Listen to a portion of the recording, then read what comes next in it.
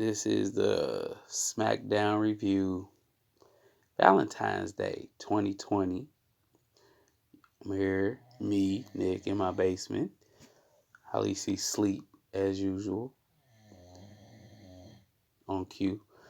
And we're going to review Smackdown live on Fox. What we thought of the show, matches, and what we think is leading to. So, starting out with the first match, Bayley versus Carmella. What did you think? Well, I liked the match with Bayley and Carmella because it was a decent match. It was starting out halfway decent, and I liked how Carmella was taking control because we hadn't really seen Carmella do this for a while.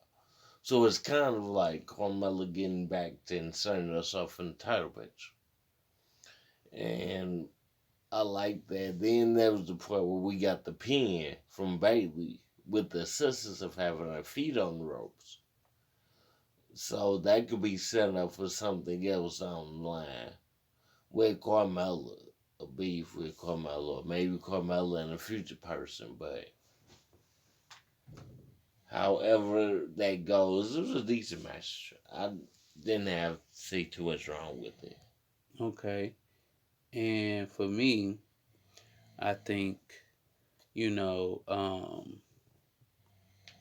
having Carmella back in the title picture because of the simple fact that she ain't been in nothing since she's been away from R-Truth and this Right. whole 24/7 title. So, I mean, because for me, I don't even think she would fit well in the tag team. So you gotta kind of make her a singles wrestler, so to Right. speak. So for me, it was a good match between Carmella and Bayley. If I had to give it a level of star rating, I'd say it's a solid 3. Okay, I might give it like a 3.25. Yeah. Just for the fact I also like that during the moment of bliss segment earlier, she had basically alluded to, Bailey had changed because Sasha Banks didn't got in her. So I kind of like that because you open it up that even if I don't get a shot at Bailey straightforward, I can go Go through through Sasha. Sasha. Right. Because it's all Sasha Right. fault to Which begin kind with. of take her to the problem we've been saying earlier about how are they gonna carry a storyline out and build it to To WrestleMania. WrestleMania. That's a long time to build. And I mean, you still have Elimination Chamber, and you would imagine that you're going to have an Elimination Chamber match for the SmackDown women because technically they have no guidance on who's going to fight for the SmackDown women's title. Yeah, Carmella just won the number one contenders match last week, but even still, with Bayley beating her like she did today, it seems like I guess Carmella has a little gripe that she didn't get a first shot. And So and then see they can also use that gripe for future consideration considering next week she got that number one contenders match with Naomi. that's what they announced. I missed it. Yeah. So that'll be interesting too. Yeah, so then you I guess you move on from that. And you had this Sheamus versus Apollo Crews and Shorty G. Now, I said this when we were watching it. They trying to build Sheamus like Drew McIntyre in some way where he fighting two wrestlers at one time. Exactly. And making him look dominant. Exactly. Like for what? And see the two wrestlers that Sheamus fought tonight and Shorty G and Apollo Crews. You just wasting them even more because he just we clearly have seen through the prior matches with Shorty G, you can dominate him. Mm-hmm. So you really didn't need to bring Apollo Crews in this, but for whatever reason y'all did, but he just got added to the hit list. So Right. what was the purpose? Like, I guess Sheamus' new gimmick is him. I mean, flat out to me right now, it's like Sheamus' new gimmick is the Drew McIntyre SmackDown. Yeah, the evil Drew You McIntyre. got Drew McIntyre's old music, basically. No, that's his music. But it's similar to Drew McIntyre's when he was in NXT. It's still his music. See, so No, but I'm saying Drew McIntyre's music comes from they both Sheamus. kind of similar with the big bills. Right, but it comes from Sheamus though. Okay, they both similar with the big bills, and they Scottish, so Yeah. they got the kicks as they finisher, so they kind of similar. Mm-hmm. So I kind of see, the same in them because before one of Drew McIntyre's many machinations in on Raw, he was complaining how there was too many little people in the division. Same Right. thing Sheamus Sheamus doing griped now. about when he was coming back. The division soft, pathetic. So Yeah, and that's my thing. I think for them, what they doing with Sheamus, they basically trying to rebuild him again. Now, to what end though? Does he get to go against Braun for the Intercontinental title? Does he get to that point? Does he have to go through some people to get to that point? Or is it because he's Sheamus, he goes straight to that point? Or does he end up? I don't think this would happen because in our actuality, the Fiend is a heel, but Sheamus going for the Universal title. You would almost have to put it on a babyface of some sort for Sheamus to get the title.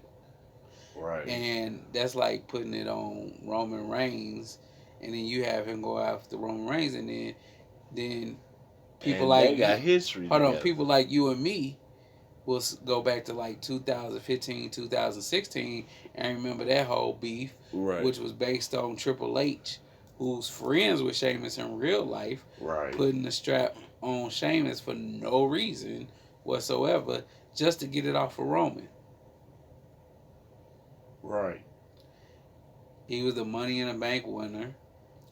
Roman won the title, and that same night he won the title, just got broke kicked and all that other stuff out of nowhere. Like Yeah. nobody before Sheamus won the Money in the Bank, nobody expected him to win the Money in the Bank. It was like I don't know who else was in the match, but Sheamus wasn't the one that people were looking for to win that match. Not at all. And so then next thing you know, he's the world champ for what? He R- would like it wasn't no reason for him to be there unless except that he's Triple H's friend in real life. Yeah.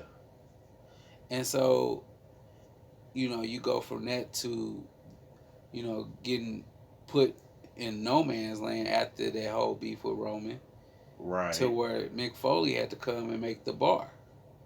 Basically. You know what I'm saying? Make them have all these matches against each other, then make them a tag team.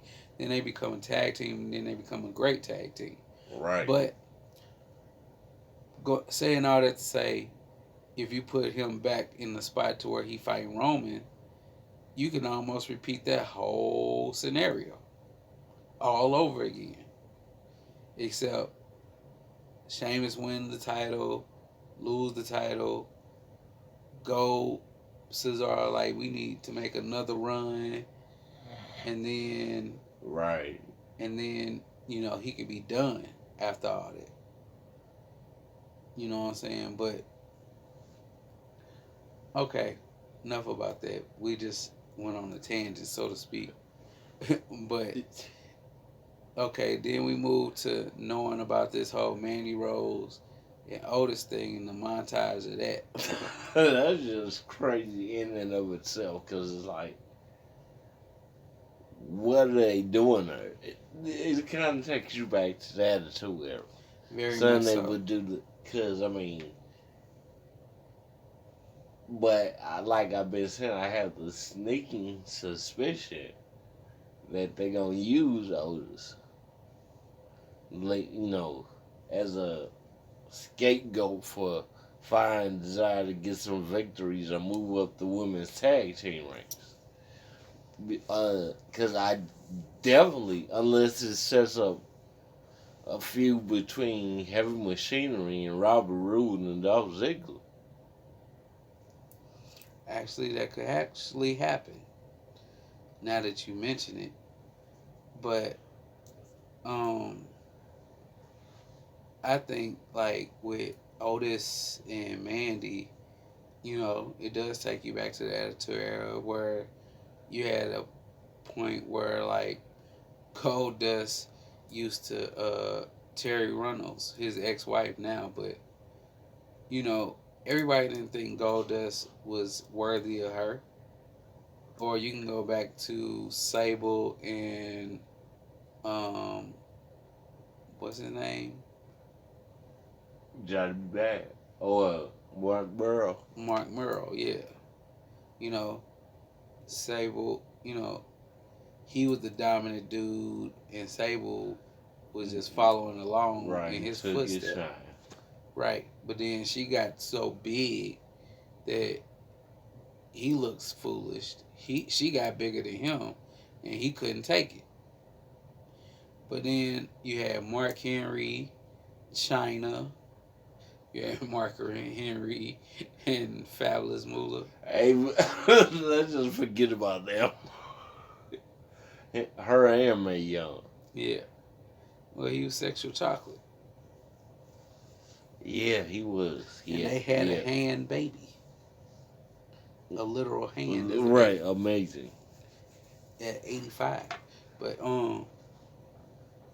but then and then with this whole Dolph, you know, meeting them at interrupting his planned dinner. Like, how did Dolph even know she was there? Right.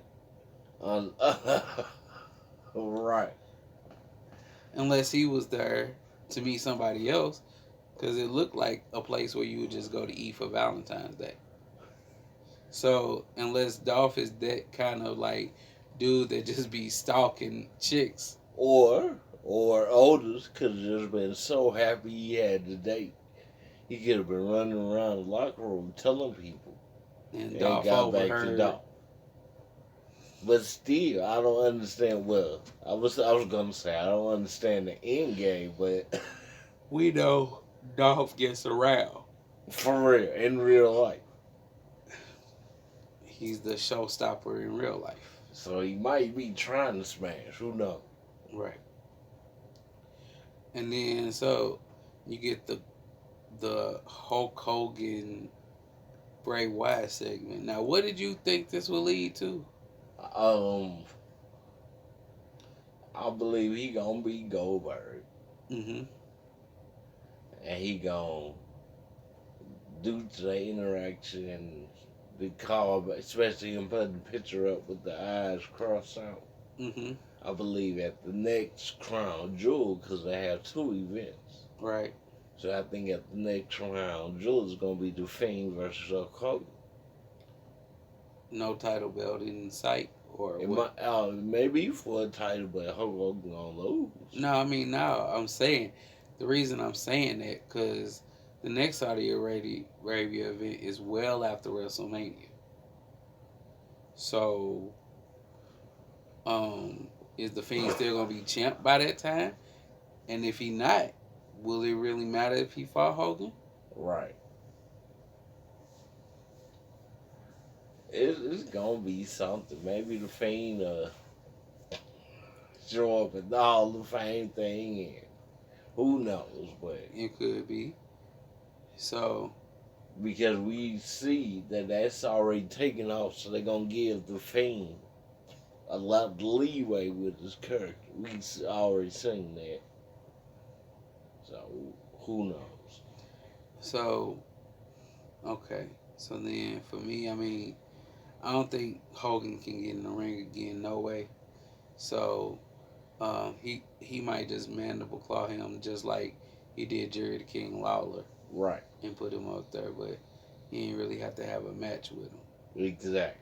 So um, being said, then there was the main event of Roman gets to pick his partner versus the Miz and Morrison. Right, Now, okay, in all honesty, in all reality, there's no reason Roman should win this match. There's no legitimate reason him and Daniel Bryan, who's his mystery partner, should win the right, match against an established comeback tag team that's on their way to fight for the titles, but they lose exactly, clean. exactly. They don't lose on no mess up. They don't lose on no miscommunication. They don't even lose on the cheat. They Well, lose fair and square. well, for one, you gotta remember it's Roman. That's number Regardless, one. no, I know that's what I'm saying. Regardless You of that absolutely fact, right. They shouldn't be losing, especially just off of the history you see, and they got the title match coming. You don't want to look strong going into that. But maybe on with the psychology on the other end, there, it's Roman, and then Daniel Bryan wanting to look strong in his first match back after being beat by the Fiend like right? that. I get all of that. Don't put them in a match together. I mean, true. I really don't know what the purpose was of them fight. Cause truth be told, Roman and Daniel Bryan should be number one contenders. I mean, you could say that because they Not beat the number not one contender, not because they beat the number one contenders, because they ain't lost as a tag team together. right? And they've So, been put in tag team matches together recently just because they didn't have nothing else to do with them. so maybe that might be a little bit of foreshadowing. Because I also said say that because of the promo that the Miz and Morrison cut on the Usos when they first got in the ring, Right. which leads me to think this is just me that either they gonna win the titles at Super Showdown, and their first title defense be against the Usos, or maybe they could lose and be in a triple threat tag team match for no one contenders with the Usos, Roman and Daniel, and themselves. This is not AEW. One. What? This is not. Literally. Don't. Okay. We know in AEW, you'll put people who we know behind the scenes are real close to each other and we'll put them in a match against each other.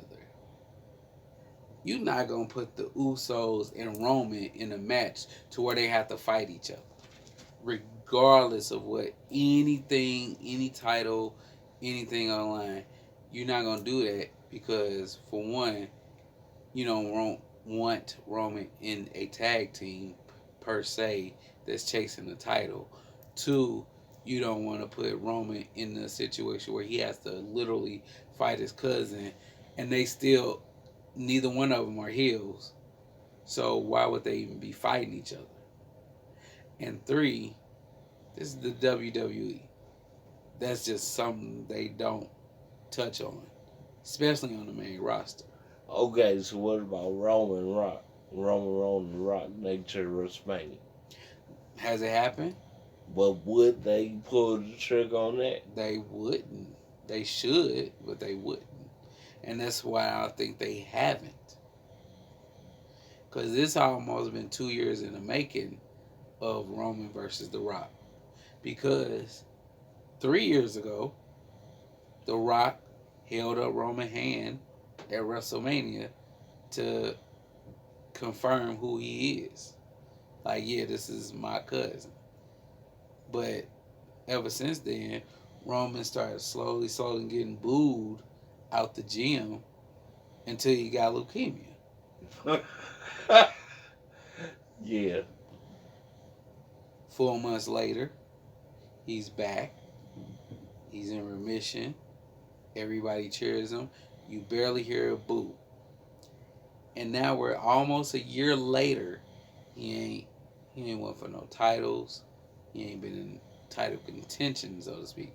He been stuck in a beef with Baron Corbin and Shane McMahon for the last 8 months. And nobody else. So to me, it's like if they push him now, it's well deserved. He took a long time off in while still wrestling and not being in the title picture. Okay, I heard that. But anyway, to close things out, to not be long winded or whatever, what do you think of SmackDown, this SmackDown today? On the five On star five star on the level 5-star level. rating. I'm gonna give the whole episode 3 stars. 3 stars. I take that back. Take that back. 2.75. Ooh, you went down. 2.75. Because this was a great SmackDown, and to me, SmackDown is being hit or miss. So I don't know, but I give it 2.75 because you can see how they could build things to WrestleMania, but you unsure, so that makes you want to watch more. But you also have negative takeaways, like the oldest man, the Dolph Ziggler thing. That's too convoluted for me. Like out of nowhere. Yeah. Right. So the Sheamus Hold on, thing, stop. that yeah. Now that I remember, this ain't the first time Dolph them messed up Otis and Mandy. Remember the cake he got Mandy. Right. Dolph threw on the floor Right. and made Otis think Mandy did it. Right. That's why she got the I'm sorry cake. So now she gonna see them flowers and gonna be like, "Oh, I bet you Otis was here, and he saw this." I'm telling you. Then they gonna have to try to make up for that. Yeah. It's too convoluted. Right. So anyway, back to what your points were of making it a 2.75. I'll make it 2.75 because overall, it was maybe some decent matches there. More so is a lot of talking that set up future storylines. But there were also things that dragged away from the show. And those things, to me, made it a 2.75. Okay. For me, um, I'll I'll say probably a 2.5. Not even because the Bailey Carmella thing, it pushed Carmella up the card a little bit because now she's fighting for the title, and it kept Bailey strong, being a heel because she used heel tactics to win. Right. So those are two proven things. But after that, nothing built to nothing else. Right. Like Roman, like I said, Roman and Daniel Bryan beating Miz and Morrison builds towards nothing. Sheamus beating Shorty G and Apollo Crews built towards nothing. Right. Uh, Hell, even Sami Zayn, Cesaro, messing with Elias, Braun coming to help, built towards nothing. So much so that he didn't even have the Intercontinental title when he came out, to where you like, is he the Intercontinental champion? Right. You know, built towards nothing. Right. Um, what else am I missing? What other match? Even even Hogan The Hogan look, whatever. and Bray Wyatt segment builds toward nothing for real. Right. It So, only give you a brief question if you want to. all right. So, 2.5 Okay. regular, degular, um, regular, degular, SmackDown, right down the middle. Okay. Smack in the middle. Right. 2.5 is half Right. Exactly. Yeah. of a 5-star rating. This is half of a good show, and I wouldn't even say really half, but the the sum of its parts was better in the Bailey than everything else. Yeah, because It evened it out. and because and for one, just yeah, with the Corbella Bailey thing, starting with the Moment of Bliss segment, Mm-hmm. they had more storyline in it Than than anything. anything else in the whole story. Period. Yeah. Just that segment, Right. because you got the Alexa stirring the pot. Mm-hmm. You got Carmella saying it was Sasha. So Mm-hmm. basically, you saying Sasha the one that broke y'all up, make it out of reason. So it kind of make it sound like, well, I still would be cool with Bailey, but Sasha there. So since Sasha and her is whatever And then you got the point to where she also beat Alexa in the Fatal in the whole 4 thing, right? to So get to that point. So Alexa still has that. But this is regular conversations. I guess we're signing off. Um, we'll we'll be back to on Sunday to give an NXT Portland review, and see y'all next time. and don't forget to hit that like, subscribe, and share. Yeah, don't forget to hit the like, subscribe, and share.